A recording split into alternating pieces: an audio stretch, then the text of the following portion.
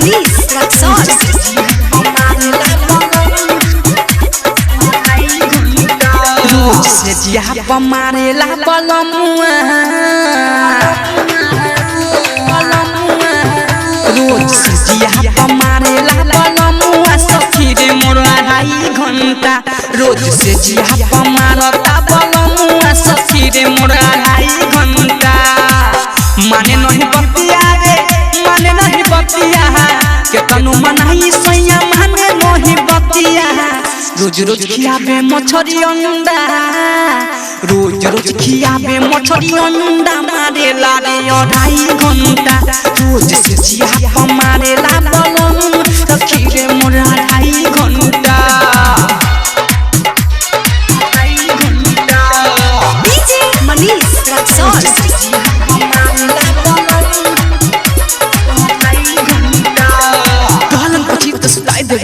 जो बना के धक फुलाई देवे लहंगा से गोड़ी खड़काई देवेला देहिया से पनिया चुआई देवेला ओई मां नया मोहबनिया भी कनिया टूटता दे पूरा हो बदनिया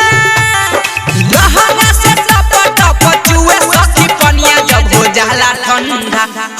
जाला ठंडा रोज से जिया पमारेला बलमुआ सखी रे मोर 2.5 घंटा रोज से जिया पमारेला बलमुआ सखी रे मोर 2.5 घंटा डीजे मनीष रक्सौल रोज से जिया पमारेला बलमुआ 2.5 घंटा 2.5 घंटा देहिया पूरा नस भरेला हरदियो न तन तो काम करेला जोबना के दूध हरान करेला पियला न पियवा नेवान करेला ओई मां राजा रंजन बतिया का बताई